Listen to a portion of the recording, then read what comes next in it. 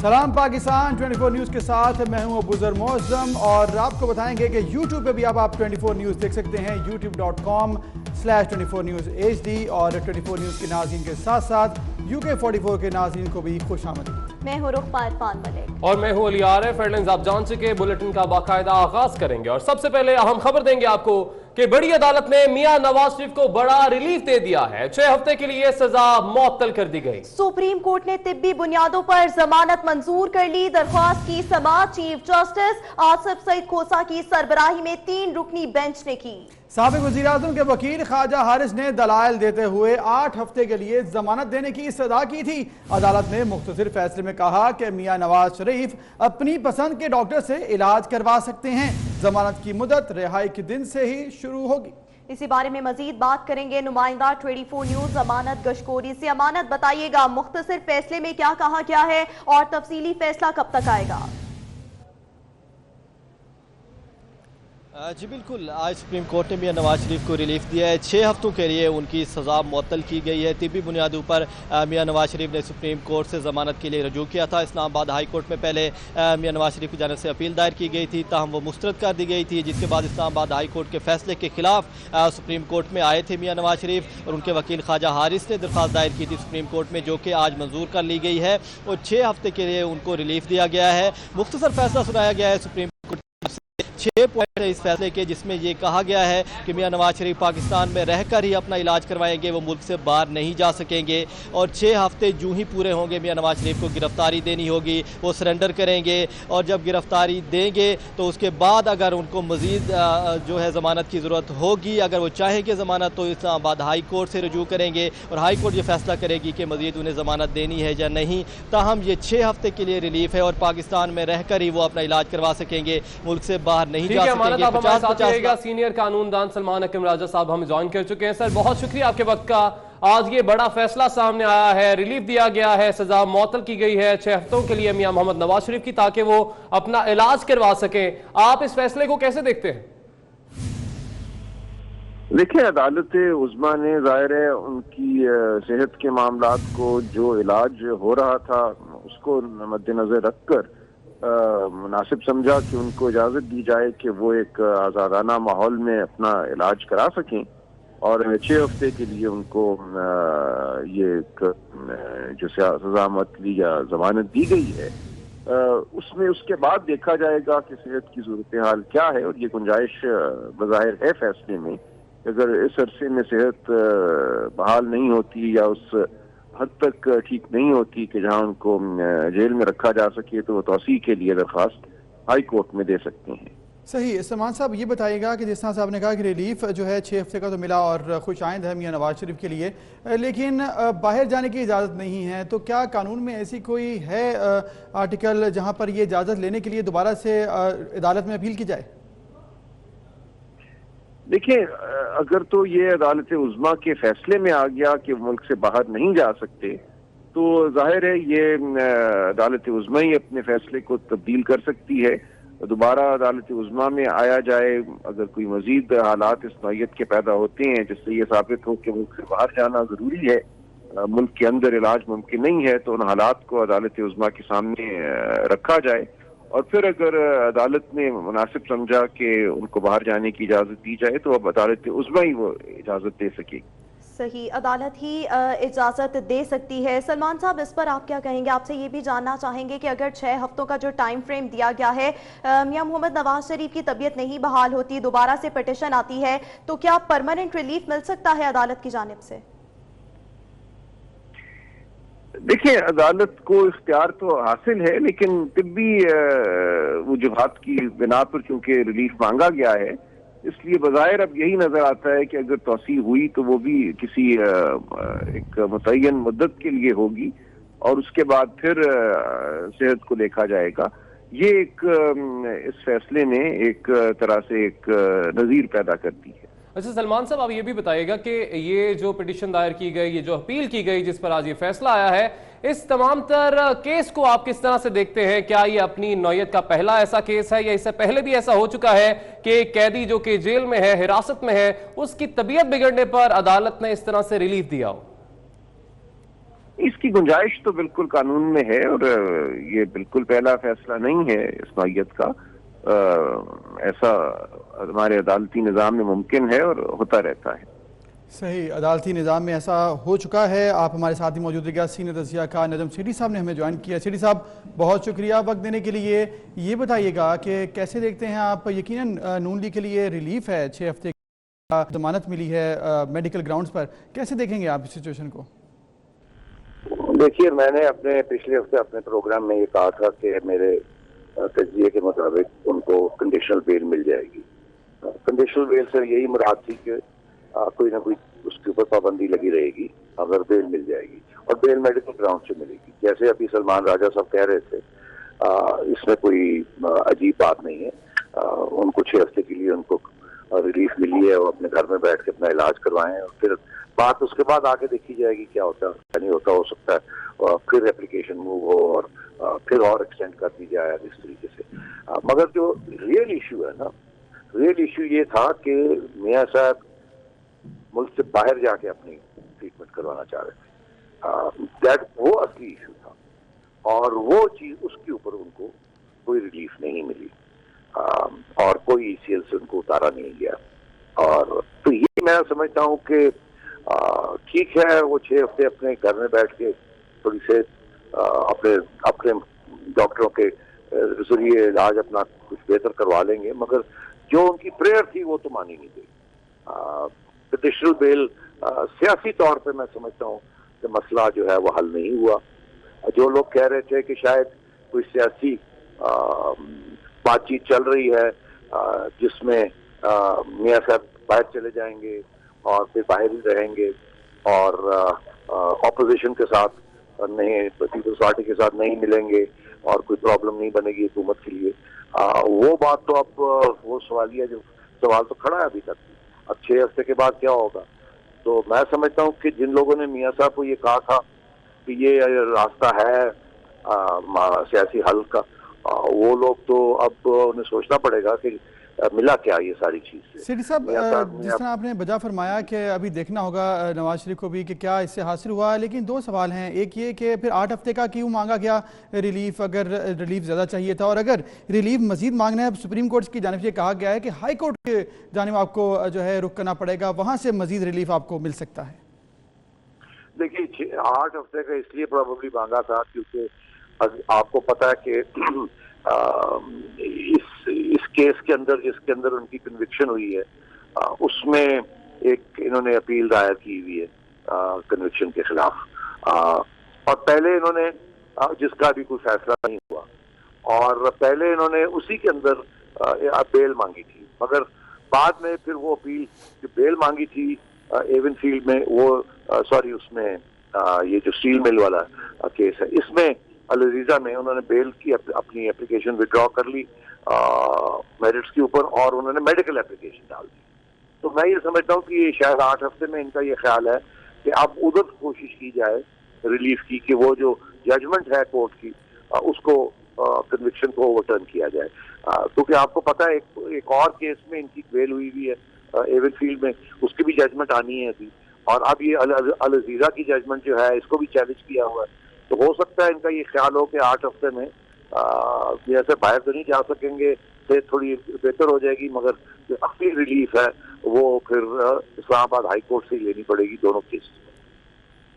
ठीक है, वक्त मिल चुका, रिलीफ जो है वक्ती मिल चुका है। बहुत शुक्रिया नजम सेठी साहब और सलमान अकरम राजा साहब, आप हमारे साथ मौजूद थे। आगे बढ़े और आपको बताएंगे, मियां नवाज शरीफ की जमानत मंजूर होने की खबर सुनते ही उनके भाई शहबाज शरीफ कोटलखपत जेल पहुंच गए हैं। मीडिया से गुफ्तगू में उन्होंने कहा कि अल्लाह का बहुत करम है, मियां साहब की जमानत हुई, हमने हमेशा अदालती फैसलों का एहतराम किया है। मियां साहब घर आएंगे तो उनके इलाज के हवाले से मुशावरत की जाएगी। उसका करम है अल्लाह का कि उनकी जमानत हुई है, वो घर आएंगे, इलाज का सारा इंतजाम करेंगे। अदालत उज़्मा के इस फैसले को हम दिल की गहराई में आपके लिए भी अच्छी खबर है मियां साहब, ECL से आपका नाम निकाल दिया गया। आज 2 अच्छी खबरें आपके लिए। सबसे अच्छी खबर तो मियां नवाज शरीफ की है। अल्लाह ताला तो इलाज के लिए बाहर जाएंगे मियां साहब या पाकिस्तान के? जब अब घर आएंगे तो इंशाल्लाह मशवरा करेंगे इंशाल्लाह। क्या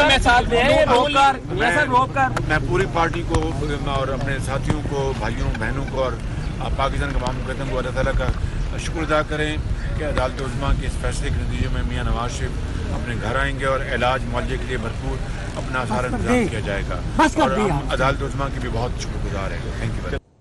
उन्होंने कहा कि हमने हमेशा अदालतों का एहतराम किया। साबिक़ वज़ीर-ए-आज़म शाहिद खाकान अब्बासी का यह भी कहना है कि इंशाअल्लाह अपील में भी रिलीफ मिलेगा। नवाज शरीफ की बीमारी को तंज का निशाना बनाया गया। हुकूमत ने जिस कम ज़र्फ़ी का मुज़ाहरा किया उसकी मिसाल नहीं मिलती।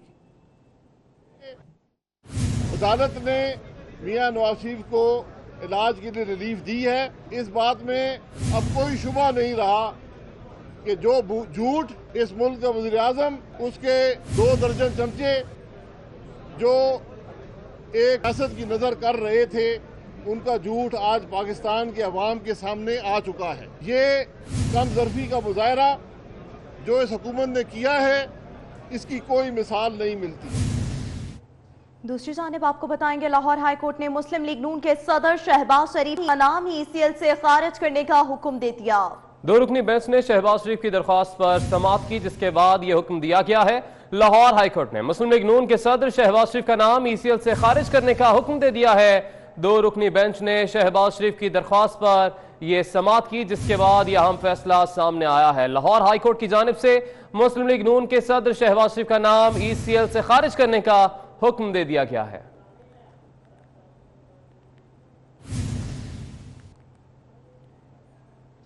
साबिक़ वज़ीर-ए-आज़म नवाज शरीफ की जमानत मंजूर होने पर नून लीग के कारकुनों की बड़ी तादाद कोट हकपत जेल के बाहर मिठाई लेकर पहुंच चुकी है। कारकुन मिठाई तकसीम कर रहे हैं और नवाज शरीफ के हक में नारे भी लगाए जा रहे हैं। तो लाहौर में ये सूरत हाल है। कोट लखपत जेल के बाहर कारकुनान की बहुत बड़ी तादाद जमा होना शुरू हो गई है और यहाँ पर कारकुन मिठाई लेकर पहुंचे हैं। मियां मोहम्मद नवाज शरीफ के हक में नारे लगाए जा रहे हैं। यहाँ पर कारकुन काफी ज्यादा पुरजोश हैं। आपको बताते चलें कि साबिक़ वज़ीर-ए-आज़म मियां मोहम्मद नवाज शरीफ की जमानत मंजूर होने पर नून लीग के कारकुन खुशी से निहाल हैं। साबिक़ एडमिनिस्ट्रेटर कराची फ़हीम ज़मान खान शनाख्ती कार्ड मांगने पर पुलिस एहलकारों पर बरस पड़े। पुलिस एहलकारों को गालियां दी और धमकियां भी देते रहे। फ़हीम ज़मान खान को रेड जोन में तैनात एहलकार ने रोका। शनाख्ती कार्ड मांगा तो साबिक़ एडमिनिस्ट्रेटर आपस से बाहर हो गए। कहने लगे कि 2 बार कराची का एडमिनिस्ट्रेटर रह चुका हूं, तुम लोग मुझे जानते नहीं हो। आपको अपडेट कर रहे हैं कि साबिक़ एडमिनिस्ट्रेटर कराची फ़हीम ज़मान खान शनाख्ती कार्ड मांगने पर आग बगोला हो गए। चलाओ तुम गोली। सर गोली चलाने की बात ही नहीं, शनाख्ती कार्ड नहीं ये शनाख्ती कार्ड, ये मेरा शहर है। तुम होते कौन हो शनाख्ती कार्ड वाले? सर पुलिस वाले आपकी सेफ्टी के लिए खड़े हैं ना। नहीं कोई सेफ्टी के लिए नहीं खड़े हो, अपने वजूद का एहसास दिलाने के लिए खड़े हो। आप लोगों की सेफ्टी के लिए खड़े हैं सर। मैं तुम्हारे IG को फोन कर रहा हूँ, अभी तो यही गाली उसको देता हूँ। ऑर्डर बोला सही नहीं, गाड़ी में ना रास्ता नहीं, जाओ इन सालों को। तुम्हारा अफसर कौन है यहाँ पर? बुलाओ अपने अफसर को, बुलाओ। जाले सन्ना अफसर को बुलाओ, यहाँ पर कौन है तुम्हारा अफसर? बुलाओ। अगर तुम लोग मुझे नहीं जानते हो तो इस शहर में जानते किसको? तो आपने देखा कि साबिक़ एडमिनिस्ट्रेटर कराची किस तरह से सिक्योरिटी प्रोटोकॉल की धज्जियां उड़ा रहे हैं। फ़हीम ज़मान खान शनाख्ती कार्ड मांगने पर पुलिस एहलकारों पर बरस पड़े। पुलिस एहलकारों को गालियां दी और धमकियां देते रहे। फ़हीम ज़मान खान को रेड जोन में तैनात एहलकार ने रोका। शनाख्ती कार्ड मांगा तो साबिक़ एडमिनिस्ट्रेटर आपे से ही बाहर हो गए। चलाओ तुम गोली। सर गोली चलाने की बात ही नहीं, शनाख्ती कार्ड नहीं ये शनाख्ती कार्ड, ये मेरा शहर है। तुम होते कौन हो शनाख्ती कार्ड वाले? सर पुलिस वाले आपकी सेफ्टी के लिए खड़े हैं ना। नहीं कोई सेफ्टी के लिए नहीं खड़े हो, अपने वजूद का एहसास दिलाने के लिए खड़े हो। आप लोगों की सेफ्टी के लिए खड़े हैं सर। मैं तुम्हारे IG को फोन कर रहा हूँ, अभी तो यही गाली उसको देता हूँ। ऑर्डर बोला सही नहीं, गाड़ी में ना रास्ता नहीं, जाओ इन सालों को। तुम्हारा अफसर कौन है यहाँ पर? बुलाओ अपने अफसर को, बुलाओ। जाले सन्ना अफसर को बुलाओ, यहाँ पर कौन है तुम्हारा अफसर? बुलाओ। अगर तुम लोग मुझे नहीं जानते हो तो इस शहर में जानते किसको? यहाँ पर अपनी माँ चुदा कराओ तुम गोली। तो ना सिर्फ यहाँ पर मौजूद एहलकारों को गालियां दे रहे हैं, बल्कि साथ ही साथ ये भी कह रहे हैं कि तुम्हारे IG को फोन करके भी मैं यही गालियां दूंगा। आपे से बाहर दिखाई दे रहे हैं साबिक एडमिनिस्ट्रेटर कराची फहीम जमान खान, जिनको रेड जोन में तैनात एहलकार ने रोका तो आग बगोला हो गए। शनाख्ती कार्ड मांगा तो साबिक एडमिनिस्ट्रेटर आपे से बाहर हो गए। कहने लगे 2 बार कराची का एडमिनिस्ट्रेटर रह चुका हूं, तुम लोग मुझे नहीं जानते। कराओ तुम गोली। सर गोली चलाने की बात ही नहीं शनाख्ती कार्ड में। नहीं ये शनाख्ती कार्ड, ये मेरा शहर है, तुम होते कौन हो शनाख्ती कार्ड वाले? सर पुलिस वाले आपकी सेफ्टी के लिए खड़े हैं ना। नहीं कोई सेफ्टी के लिए नहीं खड़े, अपने वजूद का एहसास दिलाने के लिए खड़े हो। आप लोगों की सेफ्टी के लिए खड़े हैं सर। मैं तुम्हारे आईजी को फोन कर रहा हूँ, अभी तो यही गालियाँ उसको देता हूँ। ऑर्डर बोला सही नहीं, गाड़ी में ना रास्ता नहीं, जाओ इन सालों को। तुम्हारा अफसर कौन है यहाँ पर? बुलाओ अपने अफसर को, बुलाओ। जा रहे सर ना, अफसर को बुलाओ। यहाँ पर कौन है तुम्हारा अफसर? बुलाओ। अगर तुम लोग मुझे नहीं जानते हो तो इस शहर में जानते किसको? यहाँ पर अपनी माँ को कराओ तुम गोली। सर गोली चलाने की बात ही नहीं शनाख्ती कार्ड में। नहीं ये शनाख्ती कार्ड, ये मेरा शहर है, तुम होते कौन हो? तुम होते कौन हो मुझे रोकने वाले? साबिक एडमिनिस्ट्रेटर कराची फहीम जमान खान शनाख्ती कार्ड मांगने पर पुलिस एहलकारों पर बरस पड़े। आप देख भी सकते हैं कि किस तरह से उनसे बदतमीजी भी की जा रही है और पुलिस एहलकारों को गालियां भी दे रहे हैं।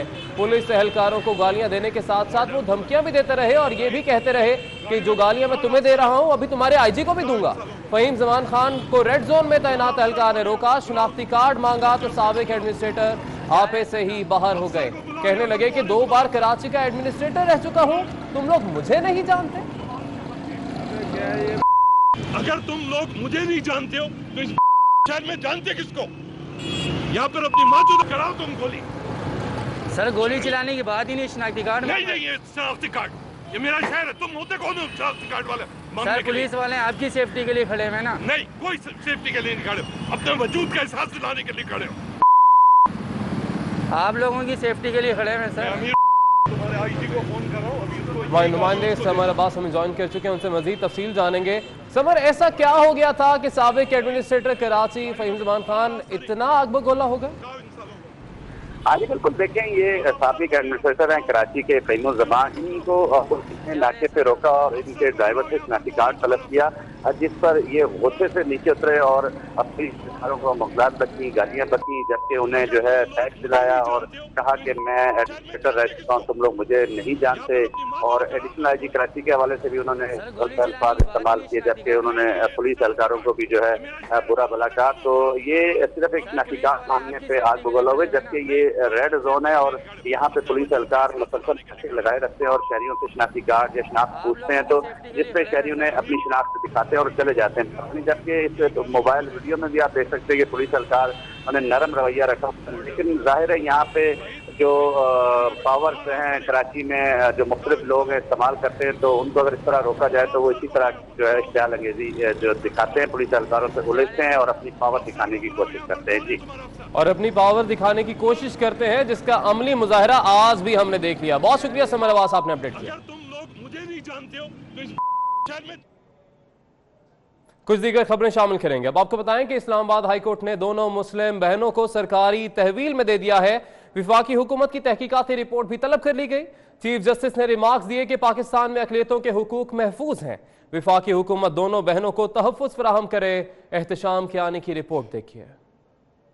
किसी की ज़रूरत नहीं, हम खुद मुसलमान हैं। पसंद की शादी की और मजहब भी तब्दील किया। सिंध के इलाके ढरकी की दोनों मुस्लिम बहनों आसिया और नादिया के तहफ़्फ़ुज़ से मुतालिक दरख्वास्त की समाअत इस्लामाबाद हाई कोर्ट के चीफ जस्टिस अतर मिनल्लाह ने की। दोनों बहनें, इनके शोहर और डिप्टी कमिश्नर इस्लामाबाद हमजा शफकात पेश हुए। चीफ जस्टिस ने रिमार्क्स दिए कि अक़लियतों के हकूक़ के हवाले से इस्लामी तालीमात को भी देखना है। वज़ीर इंसानी हकूक़ भी मामला देख रही हैं। तहकीकात कब तक मुकम्मल होंगी? हुकूमती नुमाइंदे ने आगाह किया कि 1 हफ्ते में इंक्वायरी मुकम्मल कर लेंगे। चीफ जस्टिस ने कहा कि अदालत हर शहरी के बुनियादी इंसानी हकूक़ का तहफ़्फ़ुज़ करती है। पाकिस्तान में अक़लियतें मुकम्मल आज़ाद और महफूज हैं। वफाकी हुकूमत दोनों बहनों को तहफ़्फ़ुज़ फराहम करे। अदालत ने लड़कियों को डिप्टी कमिश्नर इस्लामाबाद और DG ह्यूमन राइट्स के सुपुर्द करते हुए हुक्म दिया कि दोनों को शेल्टर होम में रखा जाए। केस की दोबारा समाअत 2 अप्रैल को होगी। Ehtesham Kiani, 24 news, Islamabad.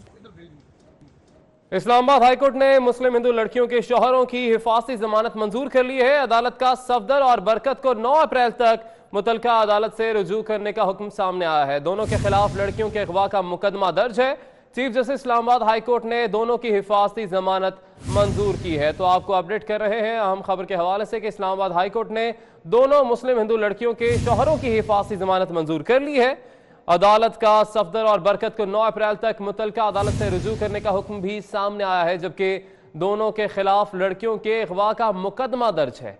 Chief justice Islamabad high court ने दोनों की हिफाजती जमानत मंजूर की है। अहम खबर से आपको अपडेट कर रहे हैं कि इस्लामाबाद हाईकोर्ट ने दोनों मुस्लिम हिंदू लड़कियों के शौहरों की हिफाजती जमानत मंजूर कर ली है। अदालत का सफदर और बरकत को 9 अप्रैल तक मुतलका अदालत से रुजू करने का हुक्म भी सामने आया है। दोनों के खिलाफ लड़कियों के अगवा का मुकदमा दर्ज है। चीफ जस्टिस इस्लामाबाद हाईकोर्ट ने दोनों की हिफाजती जमानत भी मंजूर कर ली है। के बिलावल भुट्टो जरदारी का कहना है कि ये कारवाने भुट्टो है, अवाम का सैलाब हमारे साथ है। गढ़ी खुदा बख्श में हम भुट्टो को खराज अकीदत पेश करेंगे। मैं बहुत शुक्रगुजार हूँ कि इतनी बड़ी तादाद में इतना जोश और बलबला के साथ आप सब यहाँ मौजूद हैं हमारा इस्तकबाल करने के लिए। जैसे कि आपको पता है 4 अप्रैल को शहीद जुल्फिकार अली भुट्टो का 40वां यौम शहादत है। हम ट्रेन का सफर लेके लातानों की तरफ जा रहे हैं।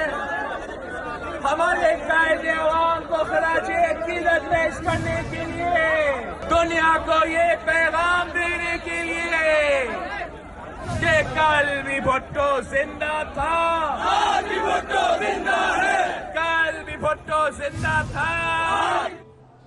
इसके साथ ही न्यूज़ स्टूडियो सब तक के लिए इतना ही। हमारे साथ रहिए।